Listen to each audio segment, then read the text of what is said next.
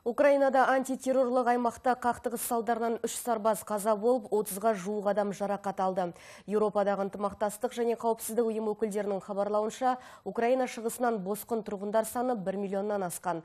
Ал Қырым түбегінде Меджлис төрағасының орынбасары Ахтем Чигоз былтыр заңсыз шеру өткізді деп айыпталып тұтқынға алынды.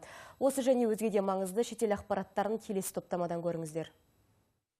Украинада антитеррорлық аймақта әскери қақтығыс салдарынан 3 сарбаз қаза болып, 30-ға жуық адам жарақат алды. Қауіпсіздік және қорғаныс кеңесінің ақпараты бойынша Горловка аймағынан Ресей шекарасына қарай Урал автокөліктерінде жарақат алған террористер тобы байқалған екен. Ал мемлекет шығысында бақылау қызметін атқаратын Еуропадағы ынтымақтастық және қауіпсіздік ұйымының өкілі бейбіт тұрғындар арасынан қоныс аударушылар саны 1 миллионнан асқанын айтты. Қазір сепаратистер жағынан шабуылдар біршама азайған. Олар әскери бөлімдерін Дебальцево және Мариупольге қарай жөнелтуді жалғастыруда. Ал Донбастың оккупацияланған өңірлерде Ресей нұсқаушылары террористерді диверсиялық қызметке оқытып үйретуде.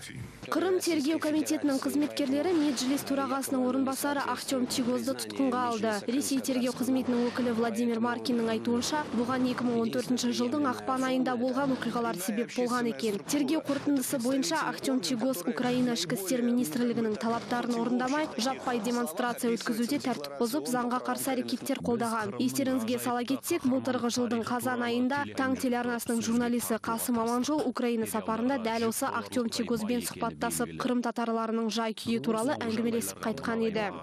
Задача Российской империи Ресейдің басты мақсаттарының бірі татарларды Қырым түбегінен құрту болып табылады. Осы себеппен 1944 жылы Қырым татарлары депортацияға ұшырап, кейін 80 және 90 жылдары қайта оралған. Алайда қазіргі татарлардың саны 18-ге жуық пайызды ғана құрайды.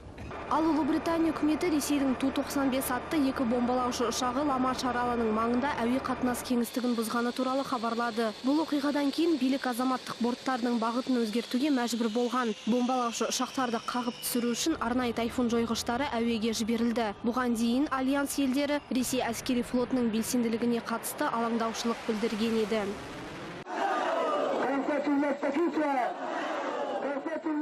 Перуде Ачуар тайпасының үндістері Плас Петрол компаниясының 14 мұнай ұңғымасын қоршауға алды. Лоретто провинциясының байырғы халқы мұнай өндіру барысында денсаулықтарына зиян келтірген үшін ақшалай өтемақы төлеп аурухана салып беруді талап етіп отыр.